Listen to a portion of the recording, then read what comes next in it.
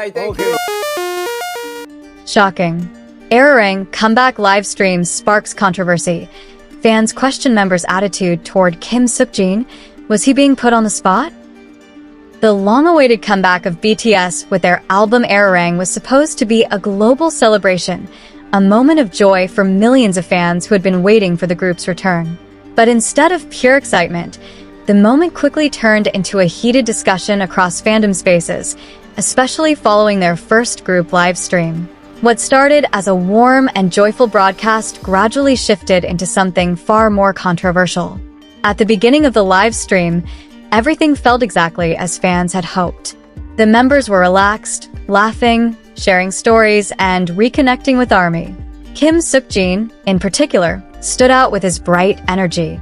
He was smiling widely, actively engaging in the conversation, and even cracking jokes that made the others laugh. For a moment, it felt like nothing had changed. But then, the conversation took a turn. As the members began discussing the production process behind Arirang, including their song camp in Los Angeles, the tone subtly shifted. It was mentioned that not all members were able to be present throughout the entire process. Naturally, the topic moved toward Kim Seokjin, who had been on his solo tour during that period. At first, it sounded like a simple explanation. But for many fans, it didn't feel that simple. One particular statement quickly became the center of attention. If Jin had finished his tour earlier, he could have contributed more. This single sentence sparked intense reactions.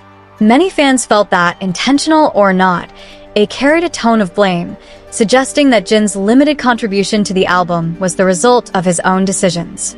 However, according to timelines widely discussed among fans, Jin's tour schedule had actually been announced earlier than the group's song camp. This raised an important question. Was it fair to frame the situation in that way? Who was really rushing? Became a viral response online. Fans argued that scheduling conflicts are a natural part of large-scale productions, especially for a global group like BTS. But presenting it in a way that seemingly pointed to one member felt, to some, unbalanced. That's when the term gaslighting began to circulate. Some fans believed that the way the situation was explained subtly shifted public perception, making a complex scheduling issue appear as though it was primarily caused by Kim Seokjin. Still, not everyone agreed with that interpretation.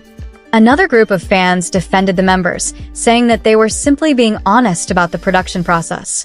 In their view, physical presence does matter when creating an album, and the members were only stating facts, not assigning blame. 같이 더 많이 근데 근데 조금 하고 아쉽긴 해. 할 수 있는 시간이 있었는데 형이 컨디션이 좀 안 좋았어. 투어를 맞아, 맞아. 돌았어. 투어를 계속 돌아서 맞아, 맞아. 형이 컨디션이 안 좋아. 그리고 우리보다 먼저 또 어디 갔잖아. 맞아.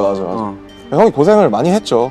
예. 그래서 아쉬웠지. 아 근데 덕분에 또 저희가 힘을 지켜주셨으니까 맞습니다. 그 앨범이 나온 거야. 예. 야, 다음 곡 들어볼까요? 멋있는 곡 많이 나와서 좋아요. 아, 난 이 노래 좋아. This divide in perspectives quickly intensified the debate. What added even more emotional weight to the situation was Kim Seokjin's visible change in demeanor during the live stream. Clips began circulating online, highlighting how he appeared cheerful and lively at the beginning, but gradually became quieter as the conversation progressed. His smile seemed to fade. His responses became shorter. He appeared more reserved. For many fans, this shift felt significant.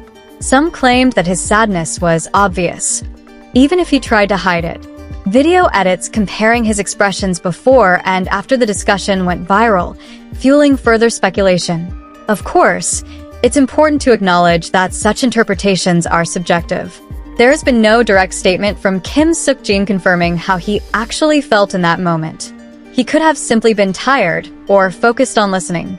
But in a fandom as large and emotionally invested as BTS's, even the smallest details can take on major meaning. As soon as the live stream ended, social media exploded. On platforms like X, Twitter, thousands of posts appeared within minutes. Hashtags related to Jin and Arirang began trending worldwide. The fandom quickly split into different perspectives. One group strongly defended Kim Seokjin. They argued that he was being treated unfairly, emphasizing that Jin has always been known as someone who prioritizes the group above all else. If there was a scheduling conflict, they believed it was not due to selfishness, but unavoidable circumstances. Some even suggested that bringing up his situation in that context felt like using him as a way to deflect criticism. Another group took a more neutral stance. They believe this was likely a case of miscommunication or poor phrasing rather than intentional targeting. In their view, the issue was not what was said but how it was said and how easily it could be misunderstood. A third group defended BTS as a whole. They warned against overanalyzing a single moment and argued that such reactions could overshadow the comeback itself. They pointed out that BTS has always demonstrated strong teamwork and mutual respect over the years. Amid all this, one major question remained. Is this a sign of deeper tension within BTS? At this point, there is no clear evidence to support that conclusion. Throughout their career, BTS has been known for their openness about struggles and differences, while also showing resilience and unity. However, it's also true that the group's dynamic has evolved. With each member pursuing solo projects, coordinating schedules has become increasingly complex. In that context, conflicts like this are not unusual. What matters more is how those situations are communicated publicly. For many fans, the issue wasn't the scheduling conflict itself, but the tone and framing of the discussion. In a group of BTS's global influence, every word carries weight, and even unintended implications can have a significant impact. Despite the controversy, Kim Seokjin's role within the group remains undeniable. He is not only a vocalist, but also a key emotional pillar who has long contributed to the group's balance and identity. Even with limited songwriting credits on Arirang, many believe his presence cannot be measured by numbers alone. In the end, this situation reflects something larger than a single live stream moment. It highlights the complex relationship between artists, group dynamics, and fan interpretation in the digital age, where every second can be clipped, shared, and analyzed instantly. So, was Kim Seokjin truly being singled out? Or is this a misunderstanding amplified by emotion and loyalty? The answer may not be black and white. But one thing is certain. The world continues to watch every move of BTS, both on stage and behind the scenes. 그러니까. 같이 더 많이 근데, 같이 할 수 근데 있었는데. 조금 하고 아쉽긴 해. 할 수 있는 시간이 있었는데 형이 컨디션이 좀 안 좋았어. 투어를 맞아, 맞아. 돌았어. 투어를 계속 돌아서 맞아, 맞아. 형의 컨디션이 안 좋아. 그리고 우리보다 먼저 또 어디 갔잖아. 맞아. 어. 형이 고생을 많이 했죠. 예. 그래서 아쉬웠지. 아, 근데 덕분에 또 저희가 힘을 지켜주셨으니까 맞습니다. 그 앨범이 나온 거야. 야, 다음 곡 들어볼까요? 멋있는 곡 많이 나와서 좋아요. 난 이 노래 좋아. 많았죠, 여기서도. 근데 이게 진짜 좀 윌리의 방황이 맞아. 저희들을 겪으면서 좀 힙 스위밍 한다. 아, 저 호비 격해지라고 라고 했을 때, 아, 드디어 우리 회사가 이제 우리한테 아리랑 그 노래를 시키는구나 시켜가지고 진짜 깜짝 놀라가지고 우리의 타이틀이 아리랑 아 이거겠구나 싶어가지고 되게 놀랐었는데 포하고 있었으니까. 그치 그래서 바디 투 바디 우리 먼저 아리랑이 얘기를 나누고 들어가는데. 있었으니까. 그치 너무 좋더라. 바디 투 바디 아리랑이 들어가서 네. 되게 이제 2026년에 되게 좀 재밌는 그런 아, 나 너무 좋아. 멋진 버전의 또 맞아. 다른 좋아요. 아리랑이 또 나온 것 같아서 너무 좋았어요. 좋아하는 노래 정말. 그거 가지고도 회의를 몇 번 했잖아요. 많이 했죠. 해야지. 저희 한 6번 어디에 어떻게 들어갈 것인가, 와, 얼마나 들어갈 출근 것인가. 빨리 해가지고 진짜 그런 얘기하는 것 많이 때문에 저희 1번 트랙이죠, 1번 트랙. 재밌었어. 진영이 먼저 전역을 해서 그 엄청 흐름을 지켜줬잖아요. 사실. 맞아.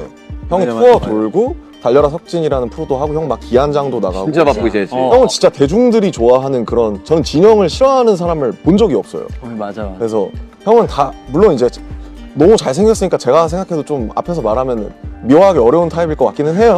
호불호가 안 갈리는 얼굴이니까. 그치. 근데 아무튼 형의 역할이 제가 그때 콘서트 가서도 약간 감동을 너무 받았었는데 원래 잘생긴 사람들 얼굴 많이 비춰줘야 돼요, 형. 근데 앞으로도 많이 비춰주세요. 세상이 친절하겠지. 물론 왜 이게 갑작스럽어? 너무 민망하네 이거. 쉽지 않은 스케줄들이었을 진짜 거라고 형 근데 정말 생각하고. 고생했어요. 진짜. 아니. 고맙습니다.